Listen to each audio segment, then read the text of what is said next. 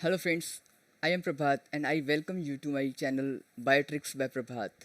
आप सभी का मेरे चैनल बायोट्रिक्स पर स्वागत है।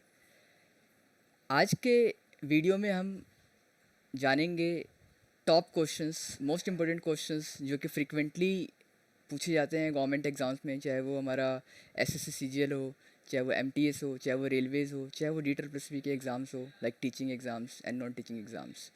इन सभी एग्ज़ाम्स में बायोलॉजी के 2 या 3 क्वेश्चंस तो आते ही आते हैं।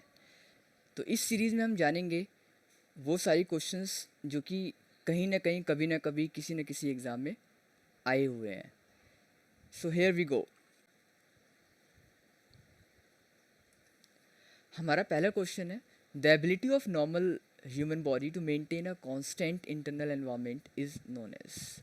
अगर हम ऑप्शंस को ध्यान से पढ़ें तो हमारे पास 4 ऑप्शंस हैं। पेरिस्टल्सिस। अब पेरिस्टल्सिस होता क्या है? हमने पेरिस्टल्सिस डाइजेशन में पढ़ा था। पेरिस्टल्सिस कॉन्टीन्यूअस कॉन्ट्रैक्शन एंड रिलैक्सेशन होता है हमारा ईसोफिगस का, जो कि खाने को डाउनवर्ड पुश करने में हेल्प करता है टुवर्ड द स्टमक। तो ये तो हमारा ऑप्शन होगा नहीं।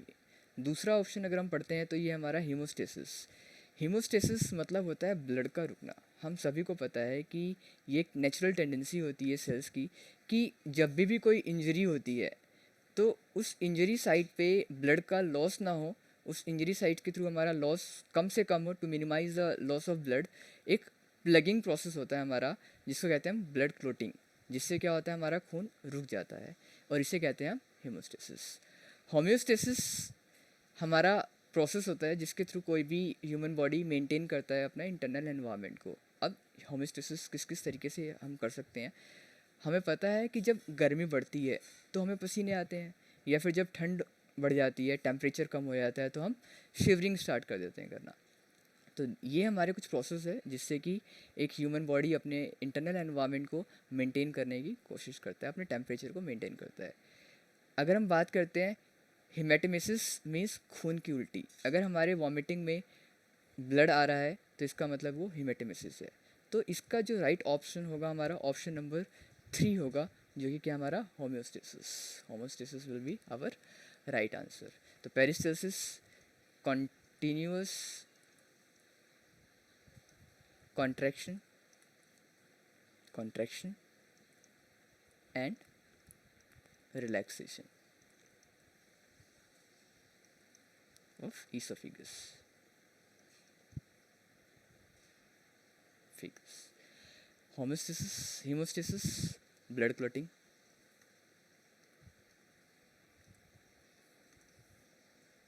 एक क्वेश्चन अमूमन एग्जाम में आता है कि which vitamin is responsible for blood clotting. तो विटामिन के हमारा ब्लड क्लॉटिंग में हेल्प करता है। होम्योस्टेसिस इसका सही आंसर हम जान चुके हैं। Haemostasis means blood in vomit. Now, अगले क्वेश्चन की तरफ बढ़ते हैं हम। हमारा अगला क्वेश्चन है, which of the following organism is an example of holozoic nutrition. अब ये होलोजोइक न्यूट्रिशन क्या होता है? अगर हमें ये पता लग जाए तो हम ईजिली इस क्वेश्चन को कर सकते हैं। होलोजोइक मोड ऑफ न्यूट्रिशन का मतलब होता है जब कोई ऑर्गेनिज्म फूड को इनटेक करता है, मतलब इंजेस्ट करता है, निगलता है, इंटरनली डाइजेस्ट करता है और वेस्ट को रिमूव करता है, तो इसे कहते हैं हम holozoic nutrition. We are also holozoic, we also follow holozoic mode of nutrition. अब इस होलोजोइक मोड ऑफ न्यूट्रिशन के स्टेप्स की अगर हम बात करते हैं, कौन कौन से स्टेप्स होते हैं, कौन कौन से स्टेप्स होते हैं, तो पहला स्टेप हमारा क्या होता है? इंजेशन। क्या होता है? इंजेशन। इंजेशन के बाद हमारा क्या होता है? जब खाना हमारा, हम खाने को निगलते हैं, खाना हमारा कहाँ पहुँच जाता है? स्टमक में। स्टमक में क्या होता है हमारा? कई सारे एंजाइम्स एक्टिवेट हो जाते हैं और वो डाइजेशन के प्रोसेस को एक्टिवेट कर देते हैं। फाइनल हमारा डाइजेशन हमारा स्मॉल इंटेस्टाइन में होता है, हम सभी को पता है। स्मॉल विलाई लाइक प्रोजेक्शंस होते हैं, फिंगर लाइक प्रोजेक्शन, इसको हम विलाई कहते हैं, वो भी हमारा स्मॉल इंटेस्टाइन में ही प्रेजेंट होता है। डाइजेशन के बाद हमारा क्या होता है? हमारा एब्जॉर्प्शन।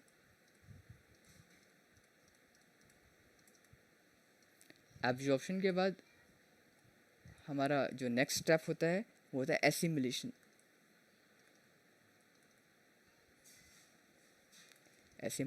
और 5, हम जो अनडाइजेस्टेड फूड है उसको क्या करते हैं? इजेस्ट करते हैं, निकालते हैं बाहर। So these are the steps involve in holozoic mode of nutrition. अब ऑप्शंस पढ़ते हैं. फंजाई. फंजाई हमें पता है न्यूट्रिशन बेसिकली, अगर हम इसको फर्दर और इलेबोरेट करने की कोशिश करें तो हमें पता है कि जो न्यूट्रिशन होता है हमारा, वो दो तरीके से कोई भी ऑर्गेनिज्म कर सकता है. या तो वो ऑटोट्रॉफिक मोड को ऑप्ट करता है, ऑटोट्रॉफिक, या वो हेटरोट्रॉफिक. हेटरोट्रॉफिक. अब ऑटोट्रॉफिक को हमने फर्दर पढ़ा है क्लास 10th में. या तो ये फोटोसिंथेसिस होता है, या ये कीमोसिंथेसिस. फोटोसिंथेसिस हम सभी जानते हैं, जितने भी ग्रीन प्लांट्स हैं या फिर जितने भी क्लोरोफिल बियरिंग ऑर्गेनिजम्स हैं वो फोटोसिंथेसिस को करते हैं. और कीमोसिंथेसिस की जहाँ तक बात है, जितने भी हमारे बैक्टीरियाज हैं वो अपनी जो एनर्जी के रिक्वायरमेंट फुलफिल करते हैं by breaking down the complex bonds present in molecules, biomolecules. अगर हम हेटरोट्रॉफिक मोड ऑफ न्यूट्रिशन की बात करते हैं तो जितने भी एनिमल्स हैं जो फोटोसिंथेसिस नहीं करते हैं या फिर जो कीमोसिंथेसिस नहीं करते हैं वो हेटरोट्रॉफिक मोड ऑफ न्यूट्रिशन को ऑप्ट करते हैं. इसका मतलब ये सारे के सारे ऑर्गेनिजम्स डिपेंडेंट होते हैं डायरेक्टली और indirectly on autotrophs to fulfil their energy requirements. अब holozoic mode of nutrition is also type of heterotrophic mode of nutrition. Heterotrophic mode of nutrition में हमने सैप्रोट्रॉफिक पढ़ा हुआ, हमने सैप्रोट्रॉफिक पढ़ा था, पैरासिटिक पढ़ा है हमने, parasitic mode of nutrition. Saprophytic fungus, yes. Saprophytic का मतलब होता है एनर्जी लेना by the process of decaying. Dead and decaying organism से जब कोई ऑर्गेनिज्म अपना एनर्जी एक्वायर करता है तो उसको हम कहते हैं saprophytic mode of, saprotrophic mode of nutrition. Parasitic mode of nutrition में क्या होता है, कोई भी एक ऑर्गेनिज्म डिपेंडेंट होता है डायरेक्टली, वो एनर्जी डराइव करता है किसी दूसरे होस्ट से जिसके ऊपर वो रह रहा है, जिसके ऊपर वो सर्वाइव कर रहा है. हम सब ने कस्कुटा पढ़ा है, अमर बेल जिसे बोलते हैं, अमर बेल. ये ग्रीन कलर का हमारा एक सिलेंड्रिकल ऐसा कुछ स्ट्रक्चर्स आपने देखे होंगे जो कि हमारे पेड़ों पे होते हैं, दूसरे पेड़ों पे होते हैं, परजीवी होते हैं बेसिकली ये. तो ये सारा का सारा न्यूट्रिशन जिस प्लांट या ट्री पे रह रहे हैं उससे एक्वायर करते हैं. Amoeba. Amoeba is the right answer for this question because amoeba हम सब जानते हैं कि अमीबा के अंदर होता क्या है, एक फिंगर लाइक प्रोजेक्शन आता है, इसको बोलते हैं सीडोपोडिया, जिसको बोलते हैं सीडोपोडिया. ये न्यूक्लियस है हमारे. यहाँ पे हमारा एक फूड पार्टिकल आ गया, हमारा ये फूड पार्टिकल अभी बाहर था, ये क्या था हमारा फूड पार्टिकल. फूड पार्टिकल, और इस फूड पार्टिकल्स को, इस फिंगर लाइक प्रोजेक्शन, इसको बोलते हैं pseudopodia. Pseudopodia, pseudopodia. Podia means होता है feet like structures, tube like structures basically. तो इसने इंजेस्ट किया इसको. अब यहाँ पे होता क्या है, ये टेम्प्रेरी इसको क्लोज कर देगा. इसको क्या कर देगा, इसको ऐसे क्लोज करके इधर ये फूड पार्टिकल है, फूड वैक्यूल्स बनाएगा. यहाँ पे हमारे पास एंजाइम्स आएंगे, इसके एंजाइम्स, और ये इस फूड को ब्रेक डाउन कर देगा. और फाइनली क्या करता है वो अमीबा, वेस्ट को रिमूव कर देता है, वेस्ट रिमूव कर देता है. वायरस की अगर हम बात करें तो वायरस तो अभी भी डिबेटेबल क्वेश्चन है बायोलॉजिस्ट के लिए कि ये लिविंग है नॉन लिविंग है. बिकॉज वायरस का क्या है, जब वो नॉन लिविंग सरफेस पे होते हैं तो वो नॉन लिविंग होते हैं. जब वो लिविंग होस्ट के साथ होते हैं तो वो बेसिकली करते क्या है, वो होस्ट की मशीनरी को कैप्चर करते हैं, हाईजैक करते हैं, और जो भी मेटाबॉलिक पाथवे है, मेटाबॉलिक प्रोसेस है होस्ट सेल का, उसके थ्रू वो अपने आप को मल्टीप्लाई करते हैं, नरिशमेंट लेते हैं. बैक्टीरिया हमारा ये हेटरोट्रॉफिक भी होते हैं और कुछ हमारे ऑटोट्रॉफिक भी होते हैं, सर्टेन बैक्टीरिया जो कि हमारे कीमोसिंथेसिस करके एनर्जी को डराइव करते हैं. बढ़ते हैं अगले क्वेश्चन की तरफ. हमारा अगला क्वेश्चन है जो कि हमारा थर्ड क्वेश्चन है, which of the following statement is false about certain phenomenon in plant. अब ऑप्शंस पढ़ते हैं इसको और देखते हैं कि इसका आंसर क्या होने वाला है. पहला ऑप्शन है हमारा अपवर्ड ग्रोथ ऑफ, पहले क्वेश्चन क्या कह रहा है, फॉल्स मतलब कि क्या है, हमारा कुछ प्रोसेस है, एक फेनोमेन होने वाला है जो कि प्लांट्स के अंदर होता है, और उससे रिलेटेड क्या है, ये स्टेटमेंट हमारा क्या होगा, गलत होगा. अगर हम ऑप्शन पहला पढ़ते हैं, upward growth of plant shoot is seen in negative geotropism. अब ये जियोट्रोपिज्म क्या होता है, हमें जियोट्रोपिज्म जानने की जरूरत है पहले. ट्रोपिज्म मीन्स होता है मूवमेंट टुवर्ड, जियो मीन्स होता है टुवर्ड ग्रेविटी. मीन्स हम सभी ने देखा है जब हम किसी गमले में एक सीड को डालते हैं सपोज करो, तो इसमें से क्या निकलता है, रेडिकल निकलता है और एक प्लूम्यूल निकलता है। क्या निकलता है, प्लूम्यूल। रेडिकल हमारा क्या देता है, रेडिकल हमारा रूट देता है, gives to roots, and plumule हमारा जो होता है it gives to shoot system. अब हम सभी को पता है जो सूट होता है वो तो अपवर्ड मूवमेंट होता है और ग्रेविटी हमारा डाउनवर्ड लग रहा है, तो ये क्या नेगेटिव जियोट्रोपिज्म होगा, ये तो ठीक है, ये स्टेटमेंट तो ठीक हो गया हमारा। यस ये नेगेटिव जियोट्रोपिज्म है, बिकॉज पॉजिटिव जियोट्रोपिज्म का मतलब क्या होता, अगर इसका मूवमेंट शूट का मूवमेंट टुवर्ड द ग्रेविटी होता। यहाँ पे क्या हो रहा है, हमारा शूट तो अपवर्ड मूव कर रहे हैं, तना तो ऊपर की तरफ बढ़ रहा है, तो ये स्टेटमेंट तो हमारा ठीक है, ये ऑप्शन तो नहीं होने वाला हमारा। दूसरा ऑप्शन अगर हम पढ़ते हैं, upward growth of plant root is seen in positive geotropism. अभी अभी मैंने बताया आपको, जो रेडिकल है रूट हमारा डाउनवर्ड मूव करता है, डाउनवर्ड मूव करता है टुवर्ड ग्रेविटी, इसका मतलब ये पॉजिटिव जियोट्रोपिज्म को दिखाता है। लेकिन यहाँ पे लिखा हुआ है अपवर्ड मूवमेंट, अपवर्ड ग्रोथ, तो इसका मतलब ये स्टेटमेंट क्या है हमारा, फॉल्स है, ये स्टेटमेंट क्या हमारा फॉल्स है, और ये इसका आंसर होगा इस क्वेश्चन का। थर्ड ऑप्शन को भी अगर हम देख लें एक बार, photosynthesis adds oxygen to the atmosphere. Yes ये होता है, अगर हम फोटोसिंथेसिस का प्रोसेस देखें तो हमें पता है कि 6 कार्बन डाइऑक्साइड प्लस 12 वाटर हमारा देता है ग्लूकोज मॉलिक्यूल 6 और 6 और 6 मॉलिक्यूल ऑक्सीजन और 6 ही हमारा वाटर। तो ये हमारा ऑक्सीजन ऐड कर रहा है एटमॉस्फेयर में, ये भी हमारा ठीक है। Respiration adds carbon dioxide to the atmosphere. Yes respiration में पता है कि एक कैटाबॉलिक प्रोसेस है हमारा बेसिकली, जो कि क्या करता है, हमारा जो हमने फूड खाया, जो खाना खाया हमने, उसको बॉन्ड करता है और कार्बन डाइऑक्साइड को निकालता है एटमॉस्फेयर में। क्वेश्चन नंबर 4 है हमारा, विच of the following hormone is released only in female human being basically. तो अभी इसके जो 4 ऑप्शन है हमारे पास, वन बाय वन हम इनके बारे में पढ़ते हैं और फिर हम जानेंगे कि इसका राइट आंसर क्या होने वाला है। थायरोक्सिन की अगर हम बात करें, हम सभी ने थायराइड ग्लैंड तो पढ़ा ही होगा, थायराइड ग्लैंड पढ़ा है हमने। अब ग्लैंड्स सीक्रेट करते हैं क्या, हार्मोन्स, ये हमारा T3 और T4 हार्मोन बनाता है। T4 हमारा थायरोक्सिन होता है बेसिकली। थायरोक्सिन जो है हमारा मेटाबॉलिक एक्टिविटी को कंट्रोल करता है, जो भी हमारे अंदर मेटाबॉलिक एक्टिविटीज़ हो रही है उसको कंट्रोल करता है।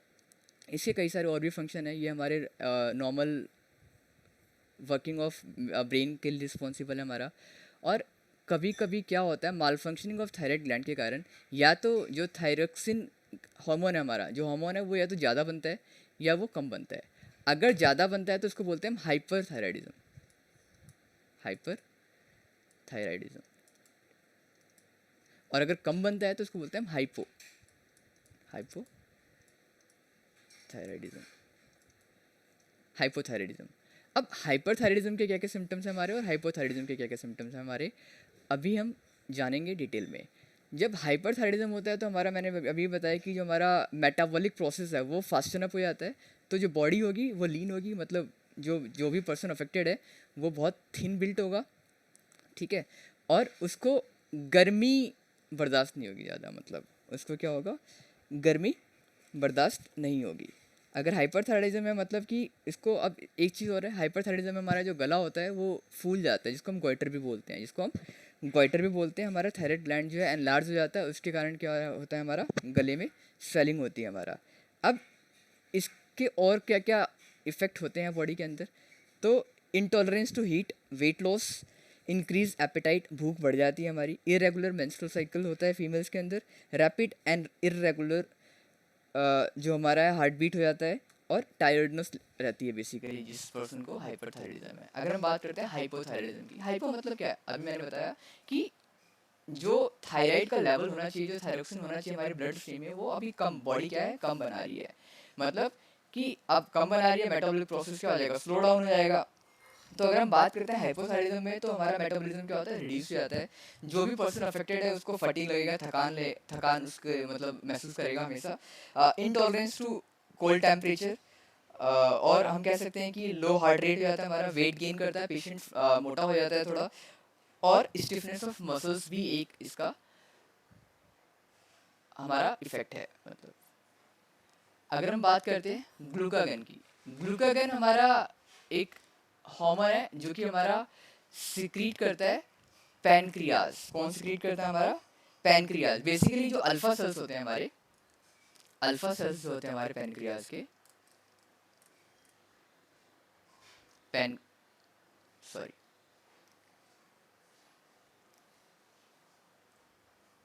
पैनक्रियाज का, वो हमारा सिक्रीट करता है ग्लूकागन। ग्लूकागन ये हमारे ब्लड में शुगर लेवल को इंक्रीज कर देता है, शुगर लेवल को इंक्रीज कर देता है।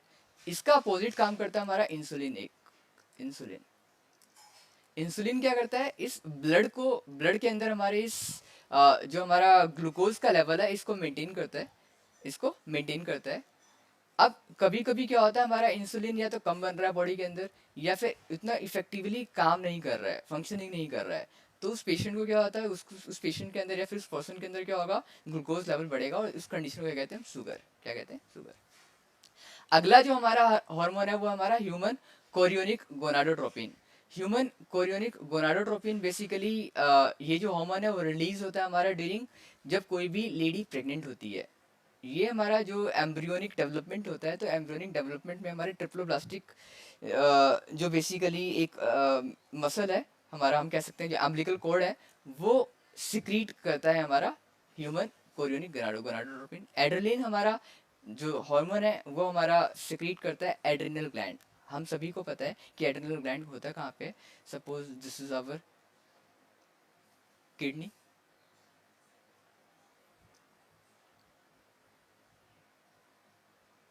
तो किडनी पे यहाँ पे हमारा ऐसा कुछ स्ट्रक्चर होता है जिसको कहते हैं एड्रिनल ग्लैंड, जिसको कहते हैं एड्रिनल ग्लैंड, एड्रिनल ग्लैंड। अब ये सिक्रीट करता है हमारा एड्रिनलिन, इसको हम एफिड्रिन भी बोलते हैं, एपिनेफ्रिन भी बोलते हैं, सॉरी। और ये जो हमारा जो हार्मोन है इसे बोलते हैं फ्लाइट एंड फाइट हार्मोन। ये हमारे बॉडी को प्रिपेयर करता है किसी भी इमरजेंसी सिचुएशन में। हम सभी को, अगर मैं एक छोटा सा एग्जांपल दूं, अगर सपोज करो हमारे सामने एक सडनली शेर आ जाता है या फिर कोई ऐसा पर्सन आ जाता है जिससे कि हमें डर हो, तो हमारा जो हार्ट रेट है वो इंक्रीज हो जाता है, बीपी ग्रेजुअली बढ़ जाता है, वी स्टार्ट स्वेटिंग, और इस कंडीशन में हमारे जितने भी सेंसरी ऑर्गन्स हैं वो ज़्यादा एक्टिवेट हो जाते हैं। जो हमारा, जैसे कि हमारा विज़न है, जो हमारी सुनने की क्षमता है, वो भी काफ़ी हद तक इंक्रीज हो जाती है टू प्रोवाइड अटेंशन, उस सिचुएशन को अटेंशन प्रोवाइड करने के लिए। तो इस क्वेश्चन का अगर हम ऑप्शन की बात करें तो हमारा human chorionic gonadotropin is the right answer. जैसे कि मैंने बताया ये प्रेग्नेंट लेडीज़ के अंदर होता है। अब हम अपने नेक्स्ट क्वेश्चन की तरफ बढ़ते हैं जो कि हमारा क्वेश्चन नंबर 5 है, which of the following cranial nerve is the largest in human being. अब इस क्वेश्चन को आंसर करने के लिए पहले आपको पता होना चाहिए क्रेनियल नर्व्स क्या होते हैं, what are cranial nerves. Cranial nerves क्या होते हैं? ये बेसिकली अगर हम बात करते हैं, ये ब्रेन है हमारा, तो ब्रेन का जो डायरेक्ट इलोंगेशन है हमारा, जो एक वायर लाइक स्ट्रक्चर आ रहा है हमारा, ये हमारा डायरेक्टली क्रेनियल नर्व्स को देता है। हमारा जो एक्सटेंशन है ये क्या होता है, हमारे जो भी हमारे नर्व्स इस से निकल रहे हैं वो हमारे क्या है, क्रैनियल नर्व्स है बेसिकली। दोनों साइड, राइट साइड में, राइट लेटरल और लेफ्ट लेटरल दोनों तरफ हमारे ब्रांचेस आते हैं। तो बेसिकली अगर मैं बात करूँ total number of cranial nerves की, तो ये 12 होते हैं, 12 होते हैं। और अगर मैं बात करूँ सबसे लार्जेस्ट क्रैनियल नर्व की, तो हमारा वेगस होता है, जो कि हमारा 10th नंबर का क्रैनियल नर्व होता है। और इसको हम डिटेल में अभी समझने की कोशिश करते हैं।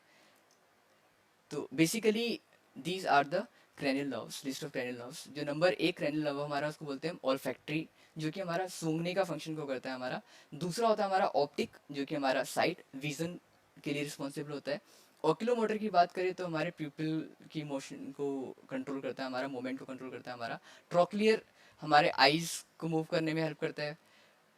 ट्राइजेमिनल की बात करें तो हमारे फेस सेंसेशन, यहाँ पे हमारे पास, जैसे अगर आप फेस को देखेंगे तो यहाँ से 3 नर्व्स निकलती है, इसको बोलते हैं ट्राइजेमिनल नर्व। ठीक है, ये हमारे फेस सेंसेशन में हेल्प करता है। हमारा 6 नंबर का नर्व है हमारा एब्ड्यूसन, ये हमारे आइज के मूवमेंट के लिए भी रिस्पॉन्सिबल है। 7th नंबर का जो क्रैनियल नर्व है उसको बोलते हैं फेशियल नर्व, जो कि हमारे फेस को मूव करने में, और जब भी हम कुछ अच्छा जो हमें पसंद है वो देखते हुए हमारे मुंह में पानी आ जाता है, वो भी हमारा यही क्रैनियल नर्व क्या हमारा रिस्पॉन्सिबल है। 8 नंबर का क्रैनियल नर्व होता है हमारा वेस्टिबुलो कोक्लियर, जो कि हमारे सुनने और बॉडी को बैलेंस करने में हेल्प करता है। अगर हम बात करते हैं 9th नंबर के क्रैनियल नर्व्स की, तो ये हमारा है ग्लोसोफेरिंजियल नर्व, जो कि हमारा टेस्ट और निगलने के प्रोसेस के लिए रिस्पॉन्सिबल है। 10 नंबर का जो हमारा क्रैनियल नर्व है वेगस नर्व, जो कि हमारा लार्जेस्ट या हम लॉन्गेस्ट भी कह सकते हैं इसको, वेगस नर्व होता है हमारा, ये हमारा हार्ट रेट और डाइजेशन के लिए रिस्पॉन्सिबल होता है। 11th नंबर का जो क्रैनियल नर्व है हमारा एक्सेसरी नर्व है हमारा, ये हमारे हेड को मूव करने में हेल्प करता है हमारा, या फिर हमारा जो शर्क शोल्डर को स्ट्रक करने में हेल्प करता है हमारा। और जो हमारा 12th नंबर का क्रैनियल नर्व है हमारा हाइपोग्लोसल, जो कि हमारे टंग को मूव करने में हेल्प करता है। तो आज की वीडियो में हम इतना ही पढ़ेंगे। नेक्स्ट वीडियो में मैं फिर हाजिर होऊंगा आपके पास नए क्वेश्चंस के साथ, जो कि हमारे फ्रीक्वेंटली एग्जाम्स में पूछे जा रहे हैं, और वो क्वेश्चन यकीन मानिए बहुत ही इंपॉर्टेंट होंगे। अभी हमने सिर्फ 5 क्वेश्चंस को किए, लेकिन इन 5 क्वेश्चंस को करने के बाद आप यकीनन 20 क्वेश्चंस जो इन्हीं से रिलेटेड है उनको आप अच्छे से सॉल्व कर पाएंगे। उम्मीद करता हूँ ये आपको वीडियो पसंद आई होगी। Thanks for watching. अगर आपको कंटेंट पसंद आए तो please like it, subscribe and please share my channel. Thank you for watching.